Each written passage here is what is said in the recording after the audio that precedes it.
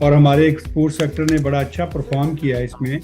ابھی 10 ماہ میں ہماری جو ایکسپورٹ ہے وہ $2.7 بلین کے قریب ہے.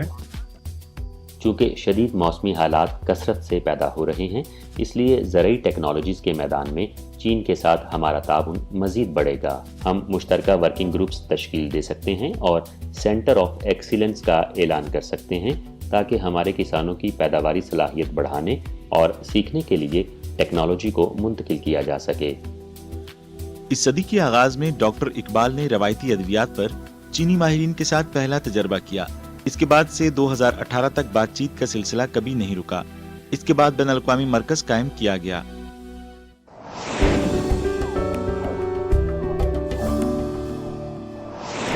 محترم ناظرین، السلام علیکم. پروگرام پاک چائنا ایکسپریس میں خوش آمدید. میں ہوں آپ کی میزبان نسرین. چین کی کسٹمز جنرل ایڈمنسٹریشن کے سرکاری اعداد و شمار سے پتہ چلتا ہے کہ رواں سال کے پہلے 9 مہینوں میں چین کے لیے پاکستان کی برآمدات $2.57 بلین امریکی ڈالر سے تجاوز کر گئیں، جو کہ پچھلے سال سے 2% زیادہ ہے. جن مصنوعات کی برآمدات میں اضافہ ہوا ہے وہ میں چاول، زنک کی دھاتیں اور کنسنٹریٹس، تیل کے بیج، روغنی پھل، تل کے بیج، چلغوزے، سمندری غذا اور دیگر زرعی مصنوعات شامل ہیں. آئیے تفصیلات کے لیے رپورٹ دیکھیے. پاکستان کے وزیراعظم شہباز شریف کے چین کے پہلے سرکاری دورے نے چین کو اپنی زرعی برآمدات بڑھانے اور اپنے اسٹریٹجک پارٹنر کے ساتھ بڑھتے ہوئے تجارتی خسارے سے نمٹنے کی پاکستان کی خواہش پر نئے سرے سے زور دیا ہے. شریف کے دورے کے بعد چین نے چین کو پاکستان کی برآمدات کو بڑھانے کے لیے حمایت کا عزم ظاہر کیا، اور وزارت خارجہ نے اپنے ایک بیان میں مزید کہا کہ اس نے پاکستان سے معیاری اشیاء بشمول خوراک اور زرعی مصنوعات کو چینی مارکیٹ میں داخل کرنے کا خیر مقدم کیا. جیسا کہ چین پاکستان اقتصادی راہداری اپنے دوسرے مرحلے میں داخل ہو رہی ہے، دونوں شراکت داروں کے درمیان زرعی تعاون میں گزشتہ چند سالوں سے تیزی آ رہی ہے، جب دونوں ممالک نے 2018 میں زراعت پر مشترکہ ورکنگ گروپ قائم کیا تھا. سی پیک کے دوسرے مرحلے کے تحت چین نے پاکستان کے ساتھ زرعی تعاون بڑھانا شروع کر دیا ہے. اس میں متعلقہ انفراسٹرکچر کو مضبوط اور اپ گریڈ کرنا شامل ہے.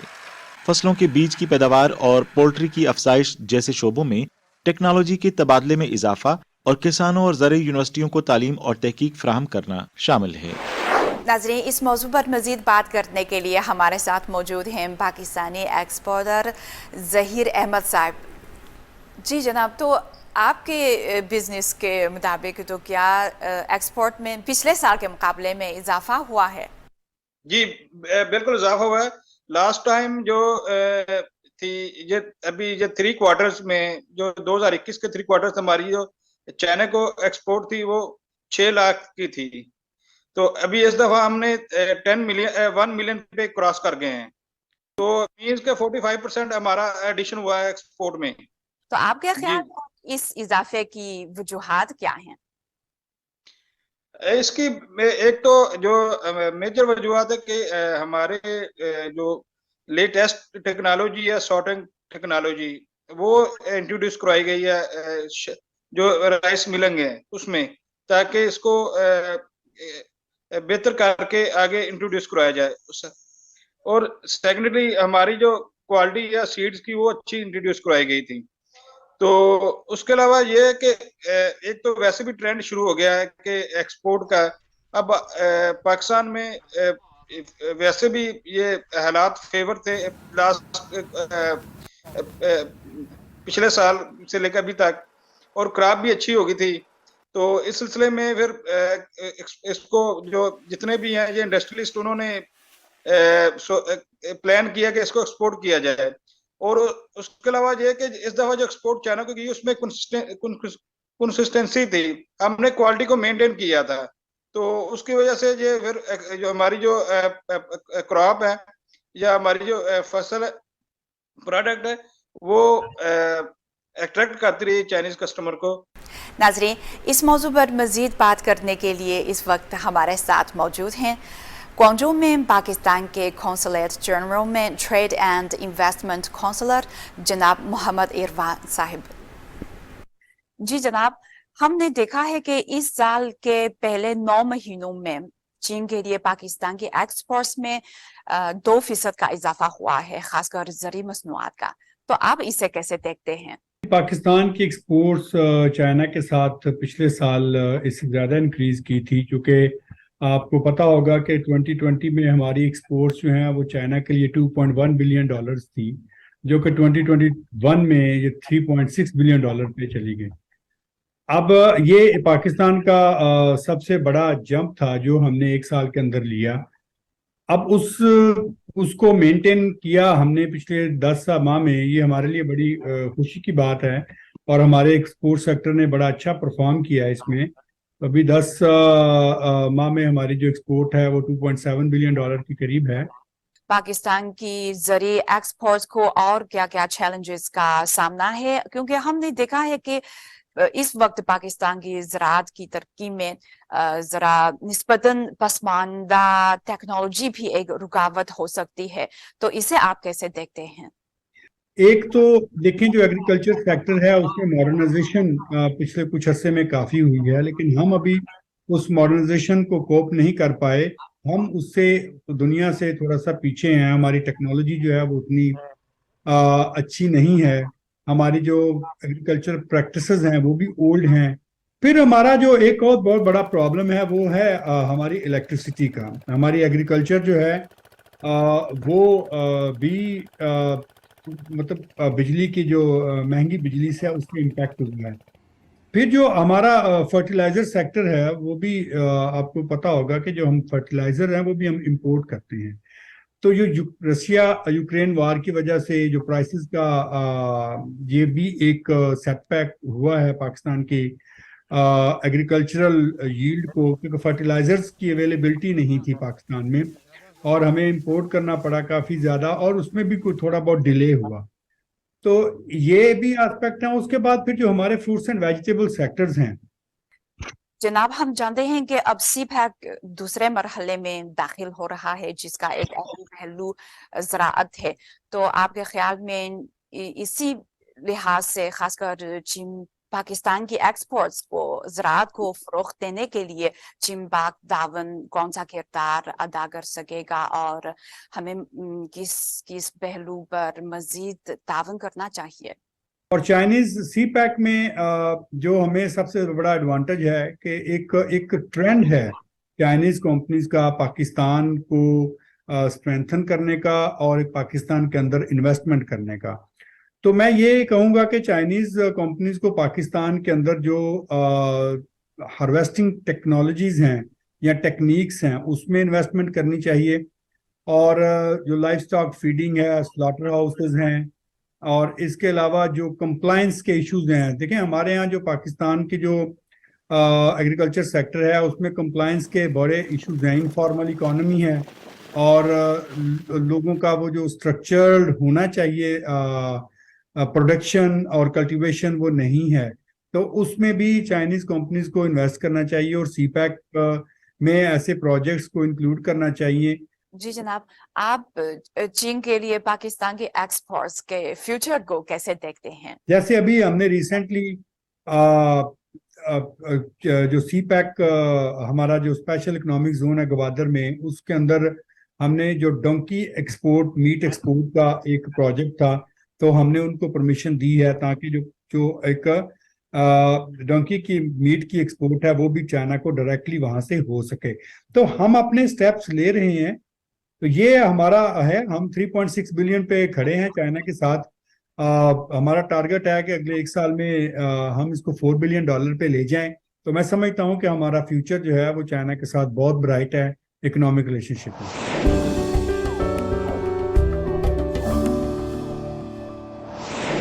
زرعی پیداوار میں اضافے کے لیے جدید زرعی ٹیکنالوجی کی اشد ضرورت ہے۔ اس وقت پاکستان کو شدید موسمیاتی مسائل کا بھی اکثر سامنا رہتا ہے، اسی باعث پاکستان میں موسمیاتی سمارٹ ٹیکنالوجیز اور لچکدار طریقہ کاشت کو متعارف کروانے کی حوصلہ افزائی کی جا رہی ہے۔ آئیے ایک نظر ڈالتے ہیں۔ زراعت کا شعبہ پاکستان کی معیشت میں ریڑھ کی ہڈی کی حیثیت رکھتا ہے، جو کل جی ڈی پی میں 23% حصہ ڈالتا ہے، اور موسمیاتی تبدیلی اس شعبے کو نمایاں طور پر متاثر کرے گی۔ इस साल एक दहाई में बदतरीन सैलाब ने बहुत से किसानों की रोजी रोटी को खतरे में डाल दिया है। सैलाब के बायस गंदम के ख़राब होने से तकरीबन $4 बिलियन का नुकसान हुआ है, जिसमें सिंध और बलूचिस्तान सबसे ज़्यादा मुतासिर होने वाले इलाके हैं। पाकिस्तानी हुकूमत पहले ही मकामी इस्तेमाल के लिए तकरीबन 10 लाख टन गंदम दरामद कर चुकी है और मज़ीद दरामद करेगी। शुमाली सिंध, जहां पाकिस्तान का 60% हाइब्रिड चावल पैदा होता है, सैलाब के बायस सबसे ज़्यादा मुतासिर होने वाले इलाकों में से एक है। खदशा है कि चावल की बरामद को बहुत नुकसान पहुंचेगा, जो पाकिस्तान के लिए ज़र मुबादला कमाने का एक अहम ज़रिया है। जनूबी चीन के सूबा यूनान की आबोहवा पाकिस्तान से मिलती जुलती है। Pakistan agriculture research council, Chinese academy of sciences और यूनान एकेडमी ऑफ एग्रीकल्चर साइंसेज के साथ अफजाइश नस्ल की टेक्नोलॉजीज बिलखसूस गंदम पर काम कर रही है। हमारी हुकूमत चीन के साथ ज़्यादा से ज़्यादा ताउन और हम आहंगी पैदा करने की मुंतज़िर है। पाकिस्तानी और चीनी मुहक्किकीन मुश्तरका तौर पर हाइब्रिड गंदम की अक़साम को टेस्ट कर रहे हैं, जो खुश्क साली, बीमारियों और मौसम की गैर यकीनी सूरत हाल के ख़िलाफ़ ज़्यादा मुज़ाहम और फ़ी यूनिट रकबे पर ज़्यादा पैदावार देती हैं। बरसों पर मुहीत दो मुल्कों के माबैन अमले के तबादलों के ज़रिए हमने दरियाफ्त किया है कि पाकिस्तान में गंदम की डबल्ड हैप्लॉइड ब्रीडिंग और हाइब्रिड ब्रीडिंग का इतलाक़ होता है। अमले का तबादला और ट्रेनिंग चीन की साइंस और टेक्नोलॉजी की वजारत के ज़ेरे एहतमाम जारी है और गंदम की 200 से ज़ायद लाइनों के साथ अफजाइश के वसाइल शेयर किए जा रहे हैं। उम्मीद है कि अगले साल मार्च में हम गंदम की कटाई का खैर मकदम करेंगे। सैलाब के खिलाफ जंग में पाकिस्तान की मदद करने के लिए वुहान चिंगफा हेशिंग सीड कंपनी लिमिटेड, एक चीनी डेवलपर और हाइब्रिड बीज फराहम करने वाली कंपनी ने सैलाब की तामीर नो के लिए पाकिस्तानी किसानों को हाइब्रिड चावल के कुछ बीजों के साथ साथ मजीद तकनीकी माहिरीन भी मुल्क को अतिया किए। हमने कुदरती आफात से होने वाले नुकसानात को कम करने के लिए एक मंसूबा तैयार किया है। सबसे पहले फसल की वैरायटीज़ की मुज़ाहमत की सलाहियत को बेहतर बनाया जाए। मिसाल के तौर पर चीन में हमारी चावल की वैरायटीज़ ने इस साल मामूल की गर्मी की लहर में अच्छी कारकर्दगी दिखाई है। सैलाब से मुतासरा इलाकों के लिए भी वैरायटीज़ को बेहतर बनाया जा सकता है। दूसरा ये कि बीजों की पैदावार पाकिस्तान और चीन दोनों में की जा सकती है, ताकि शदीद मौसमियाती सूरत हाल में वो एक दूसरे की मदद कर सकें। टेस्ट स्टेशंस भी मुख्तलिफ शहरों में बनाए जा सकते हैं ताकि खतरे से दो चार वैरायटीज़ पर काम किया जा सके। सीड तावन मौसमियाती तब्दीली के असरात का मुकाबला करने के लिए पाक चीन ज़री तावन का सिर्फ मजहर है। मुस्तकबिल में जैसे जैसे तावन गहरा और वसीतर होता जाएगा, मजीद फील्ड्स और ज़्यादा बैनुल-अक़वामी कंपनियां इसमें शामिल होंगी। चूँकि शदीद मौसमी हालात कसरत से पैदा हो रहे हैं, इसलिए ज़रूरी टेक्नोलॉजीज़ के मैदान में चीन के साथ हमारा ताउन मज़ीद बढ़ेगा। हम चीन से टेक्नोलॉजी सीखने के मुंतज़िर हैं। हम मुश्तरका वर्किंग ग्रुप्स तश्कील दे सकते हैं और सेंटर ऑफ एक्सीलेंस का ऐलान कर सकते हैं, ताकि हमारे किसानों की पैदावारी सलाहियत बढ़ाने और सीखने के लिए टेक्नोलॉजी को मुंतकिल किया जा सके। चाइना इंटरनेशनल इंपोर्ट एक्सपो आलमी ग्रुपों के लिए जदीद टेक्नोलॉजी के तबादले और तावन के लिए एक अहम प्लेटफार्म है। 5वें ज़रूरी मसनूआत के पवेलियन में फसल के बीजों के लिए एक ज़ेली सेक्शन कायम किया गया था। यहाँ हमें बहुत सी जदीद तरीन टेक्नोलॉजीज मिल सकती हैं जो पाकिस्तान में मुतारफ कराई जा सकती हैं। मौसमियाती तब्दीली के बढ़ते हुए असरात, दर्जे हरारत में इजाफे और तवक्को से बढ़कर बारिशों ने किसानों की परेशानियों को बढ़ा दिया है। वर्टिकल फार्मिंग यानी उमूदी काश्तकारी इसका एक हल हो सकती है। खाने और ज़राअत के शानदार पवेलियन में अमूदी फार्मिंग की नुमाइश अब भी काफ़ी दिलकश है। पाकिस्तान मौसमियाती तब्दीलियों के असरात से बुरी तरह मुतासर हुआ था, लिहाजा पाकिस्तान के सदर डॉक्टर आरिफ अलवी की तरफ से इस तरह की आबो हवा स्मार्ट काश्तकारी की तकनीक की भरपूर हौसला अफजाई की जाती है। वर्टिकल फार्मिंग यानी उमूदी काश्तकारी रिवायती काश्तकारी से मुख्तलिफ है। इसमें घर के अंदर पौधे लगाने की मुताद्दिद तहों को उमूदी तौर पर सजाकर सब्जियां उगाई जाती हैं। इसमें सूरज की रोशनी और मट्टी की अदम मौजूदगी में सब्जियां और फूलों की अफजाइश के लिए जदीद टेक्नोलॉजी पर इन्हिसार करते हैं। روشنی فراہم کرنے کے لیے مصنوعی روشنی کے ذرائع جیسے LED کا استعمال کیا جاتا ہے اور پانی واٹر سپرے یا آٹومیٹک ڈرپ اریگیشن سسٹم کے ذریعے فراہم کیا جاتا ہے۔ اس لیے یہ فارمنگ کا طریقہ ماحولیاتی عوامل کے اثرات کے بغیر اعلیٰ پیداوار حاصل کر سکتا ہے۔ سورج کی روشنی آب و ہوا اور مٹی پر روایتی زراعت کے انحصار سے چھٹکارا حاصل کرنے سے زراعت کو کم کاربن والا ماحول فراہم کرنے میں مدد ملے گی۔ کھیت میں سبزیاں پیدا کرنے میں 30 سے 40 دن لگتے ہیں، جبکہ ورٹیکل فارمنگ یعنی عمودی کاشتکاری میں صرف 10 سے 12 دن لگتے ہیں۔ اس کے علاوہ عمودی کاشتکاری کے لیے روایتی کاشتکاری کے مقابلے میں 95% کم پانی کی ضرورت ہوتی ہے، جو محدود پانی کے وسائل رکھنے والے ممالک کے لیے موزوں ہے۔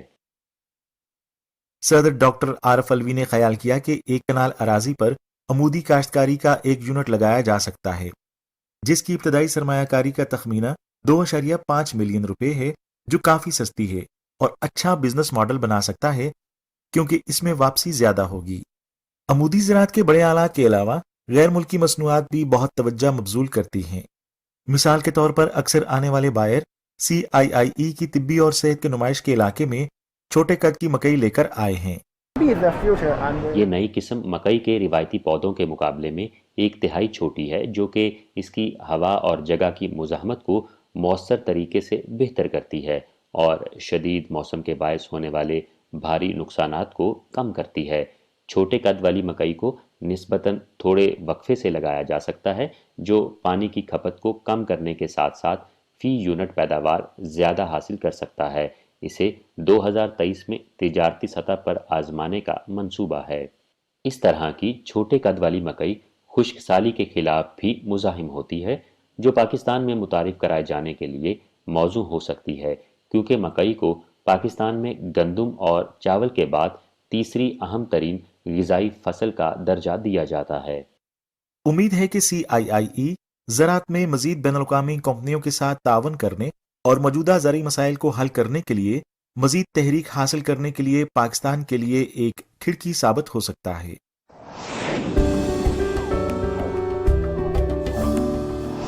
کراچی یونیورسٹی میں کیمسٹری اور بایولوجیکل سائنسز کا ایک مشہور بین الاقوامی تحقیقی مرکز ہے۔ آج کی سی پیک سٹوری سیکشن میں ہم اس سینٹر کے director professor doctor M Iqbal سے ملتے ہیں، جو کئی سالوں سے چین اور پاکستان کے بایولوجیکل تحقیق تعاون کا مشاہدہ کر رہے ہیں۔ آئیے مل کر دیکھتے ہیں۔